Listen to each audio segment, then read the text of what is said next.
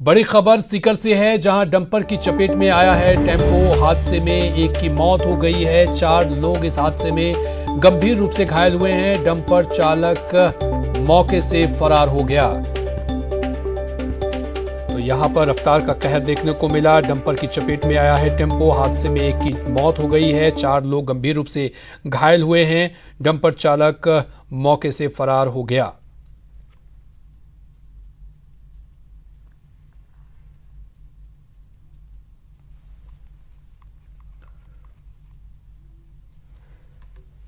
और उधर राजस्थान में शीतलहर की चेतावनी जारी की गई है। कल से 3 दिन शीतलहर की चेतावनी जारी की गई है। कई जिलों में रिमझिम बारिश हुई है। चूरू का अधिकतम पारा 5 डिग्री लुढ़का है, वहीं बीकानेर में अधिकतम पारा 4 डिग्री लुढ़का है। अन्य शहरों में भी तापमान में गिरावट जारी की गई है। तो राजस्थान में शीतलहर की चेतावनी, कल से 3 दिन शीतलहर की चेतावनी जारी की गई है। कई जिलों में रिमझिम बारिश हुई है और इस वजह से जो है वो पारा लुढ़का है। चूरू की बात करें तो चूरू का अधिकतम तापमान 5 डिग्री है, जबकि बीकानेर में अधिकतम पारा 4 डिग्री तक लुढ़क गया है। अन्य शहरों में भी तापमान में गिरावट दर्ज की गई है।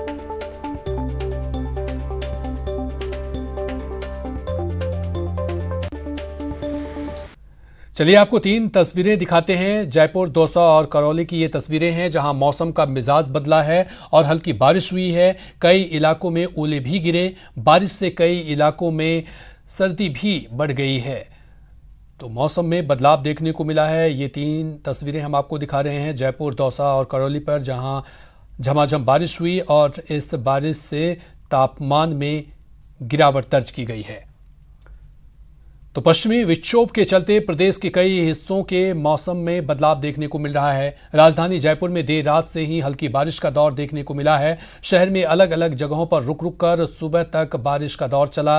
मौसम विभाग के मुताबिक पश्चिमी विक्षोभ के सक्रिय होने के कारण प्रदेश के कई हिस्सों में मौसम बदला है।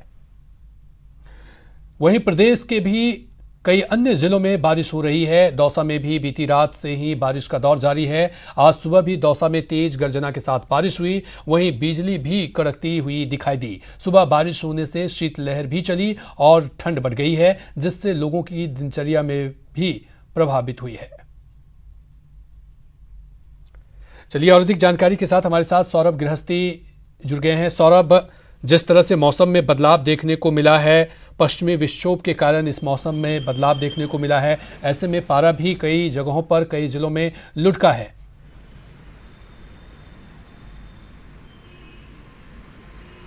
जी बिल्कुल, देखिए कल पश्चिमी विक्षोभ जो है वो राजस्थान में सक्रिय हुआ और उसका असर कल पश्चिमी राजस्थान में देखने को मिला था और आज पूर्वी राजस्थान के अधिकांश हिस्सों में पश्चिमी विक्षोभ का असर जो है वो देखने को मिल रहा है। खासतौर पर बांसवाड़ा, डूंगरपुर, भीलवाड़ा, चित्तौड़, उदयपुर, कोटा, बूंदी, अलवर, जयपुर, सवाई माधोपुर, करौली और भरतपुर, इन जिलों में जो है वो पश्चिम विक्षोभ का असर जो है वो साफ तौर पर दिखाई दे रहा है। कई इलाकों में देर रात को हल्की बारिश जो है वो हुई है। साथ ही मेघ गर्जन के साथ कुछ इलाकों में ओले भी गिरे हैं। अभी फिलहाल राजधानी में मौसम जो है वो साफ होता हुआ नजर आ रहा है। हल्की बादलों की आवाजाही अभी भी देखने को मिल रही है, लेकिन पश्चिम विक्षोभ के कारण जिस प्रकार से बादल छाते हैं और उसके चलते तापमान में तो जो है वो बढ़ोतरी होती है, लेकिन ठंड का एहसास जो है वो ज़्यादा हो जाता है। इस वक्त राजधानी में धूप खिली है, लेकिन सर्द हवाओं के कारण लोगों को ठंडक का एहसास जो है वो हो रहा है। मौसम विभाग का कहना है कि आज दिन भर पूर्वी राजस्थान के कई हिस्सों में पश्चिम विक्षोभ का असर जो है वो दिखेगा। कुछ इलाकों में हल्की बारिश भी हो सकती है। साथ ही बादलों की आवाजाही जो है वो दिन भर बनी रहेगी, लेकिन कल से मौसम जो है वो साफ हो जाने के पूरे आसार मौसम विभाग ने जताए। मौसम विभाग का कहना है कि पश्चिम विक्षोभ का आज असर जैसे ही समाप्त होगा, कल से प्रदेश के अधिकांश हिस्सों में तापमान में 4 से 5 डिग्री सेल्सियस की गिरावट जो है वो देखने को मिलेगी और इसके चलते प्रदेशवासियों को कड़ाके की सर्दी का एहसास जो है वो होने वाला है। यानी सर्दियों के दिन जो है वो शुरू हो चुके हैं और अब जैसे जैसे दिन आगे बढ़ेंगे तापमान में गिरावट का जो दौर है वो देखने को मिलेगा। माउंट आबू जो है वो वहाँ पर 0 डिग्री सेल्सियस तक तापमान जो है वो पहुँच चुका है। हालांकि आज आपसे कुछ देर पहले मौसम विभाग ने अलग अलग शहरों के तापमान जो है वो जारी किए। उसके अनुसार तापमान में जो है वो बादलों के चलते बढ़ोतरी हुई है, लेकिन जैसे ही ये असर जो है वो समाप्त होगा और प्रदेश में फिर से कड़ाके की सर्दी का जो दौर है सौरभ, सवाल उठता है कि शीतलहर भी चली है और ठंड भी बढ़ गई है। ऐसे में प्रशासनिक स्तर पर तैयारी की गई है, ठंड से बचने के लिए रैन बसेरों की व्यवस्था की गई है या अलाव की जगह जगह व्यवस्था की गई है। इसको लेकर प्रशासन ने क्या रणनीति अपनाई है ठंड को के मद्देनजर?